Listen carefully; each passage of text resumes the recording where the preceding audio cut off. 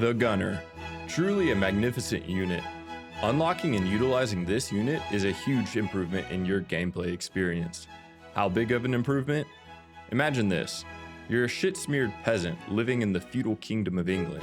You spend your days working tirelessly in the fields for your baron, only for him to drink himself into a stupor, beat the shit out of you, and whisper his deepest sorrows in your ear afterwards.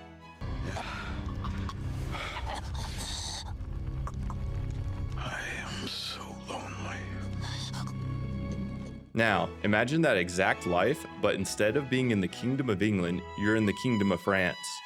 I actually have no idea which of these is an improvement, and I've completely lost control of this analogy. But you get the idea. This is a massive upgrade, like bringing a belt-fed machine gun to a rock throwing contest. The Gunner is unlocked at level 8 and can be recruited at a level 2 barracks for 1250 gold, 15 iron, and about 1 hour of your life.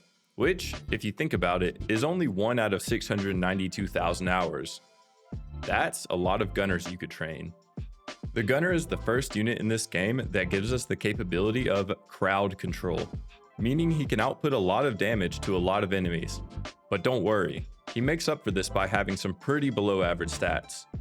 At rank 6, he has a decent 105 health, 35 bravery, 20 defense, and 0 dodge. That's right, this unit has the uncanny ability to actively move his head into the path of enemy bullets. This unit has a PvP unit value of 12, which, in case you're not keeping track, is 2 less than the Trooper. How the Z2 developers managed this is beyond my mortal comprehension. Getting the Gunner to rank 6 will require a total of 56,670 SP, which is the equivalent of killing 4,722 boar piglets. You could also grind at Tronk Space for about 9 hours and 23 minutes, or at Bigfoot Country for 3 hours and 38 minutes. Keep in mind, this does not include the time you'll spend waiting for these units to heal in the hospital after giant predatory insects are done chewing on the Gunner's carotid arteries. The total resource cost for getting the Gunner to rank 6 will be 264,320 gold, 9,325 iron, 3,550 steel, 9 bars, and 3 laurels. One last thing I'd like to note before we move on to the attacks is that this unit is called the Gunner Singular. It's not even called the Gunner Team like the Mortar Team is. Therefore, it is my belief that this man is simply a figment of our imaginations. Perhaps some sort of coping mechanism our mind has created to block out some kind of unspeakable trauma. The Gunner at rank 6 has 3 attacks. 1 mid, 1 pretty good, and 1 so bad I barely want to talk about it. Let's start with the first one, simply called Spray. This is one of the Gunner's 2 starting attacks. At rank 6, it deals a respectable 13 to 16 piercing damage 3 times across 6 squares, with an offense of 65 and your standard 5% critical hit rate. It has a range of 2 with a direct fixed line of fire, meaning when you place the Gunner down, he locks on to the 6 squares directly in front of him forever. Please watch this demonstration. Thank you, Gunner. That was adequate. This attack uses 1 of his 4 ammo and has a 2-round cooldown. And at this point, I want you to note something very important. This attack can hit air units. Please remember this fact when we get to his final attack. The Gunner's second attack is called Heavy Fire. It's unlocked at rank 3 for 4 nanopods, the in-game premium currency. But for once, this is actually worth it. Heavy Fire is a direct upgrade to the first attack. It still deals 13 to 16 piercing damage, but it does it 6 times instead of 3, effectively doubling this unit's damage potential. It has a slightly lower offense at 61 and the standard 5% critical hit rate. It keeps the same 2 range, the same direct fixed line of fire, uses 2 ammo, and has a 2-round cooldown. And once again, just like the first attack, this attack can hit air units. Please keep that in mind as we move on to the final attack. We are at the last attack, and I'm just gonna say it. Don't use it. Ignoring the fact that aircraft are barely in the current game, this attack is completely worthless, since the other two attacks still hit air units and don't have an attack pattern resembling the brain activity of a man being electrocuted. Let me paint you a picture of what it's like using this attack.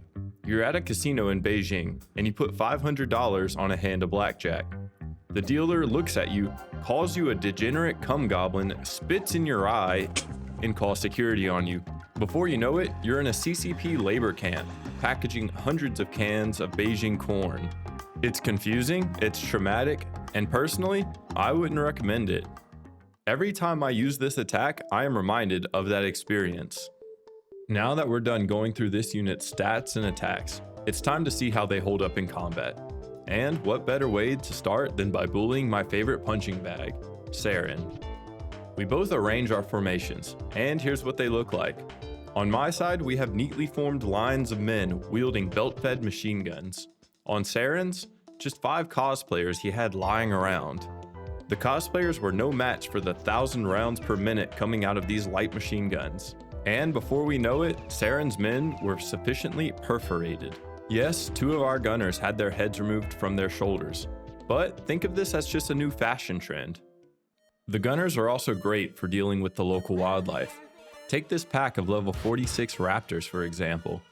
All we need to do is set up a front line with some durable units, position our gunners behind them, and watch as they slowly chew through every last raptor.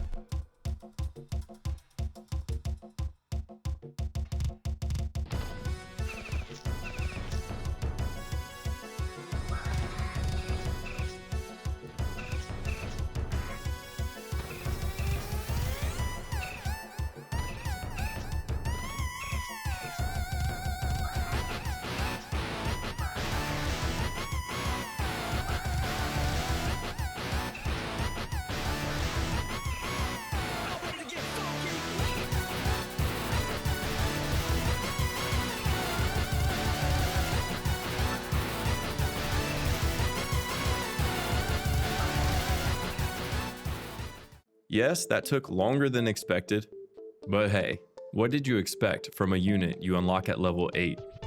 In fact, during this battle, I managed to find some personal time for self-care.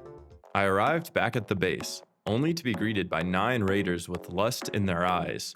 They were all standing in a field, wielding a variety of weapons and applying lubricant to themselves. Not good. Look, I'll be honest. That is a lot of raiders, and unless you're some sort of freaky sex guy, I don't think you can handle them. Luckily, that's where the gunners come in. Thanks to their ability to hit multiple units at the same time, it doesn't take long for them to thin out the raiders' numbers. Eventually, it comes down to just our gunners and a raider Dustwalker. But thanks to our gunners' long reload times and the Dustwalker's cooldown on stabbing us, we ended up in a staring contest for a few turns, and it was pretty awkward. But finally, our gunners managed to reload their weapons and put the last raider down. Now that I have successfully avoided that disaster, I can give my honest opinion on this unit. And I'll say it, it's pretty good. In the early game, this unit absolutely dominates the battlefield, chewing up unarmored infantry like it's nothing. But it does start to lose its place once you start encountering more enemies with armor and resistances to piercing damage. I highly recommend picking up that second attack if you're going to use this unit a lot. It only costs 4 nanopods and it effectively doubles this unit's damage potential. Just, under no circumstances, use this unit's anti-air attack. Seriously, don't do it. Other than that, all I have left to say is, thank you for watching.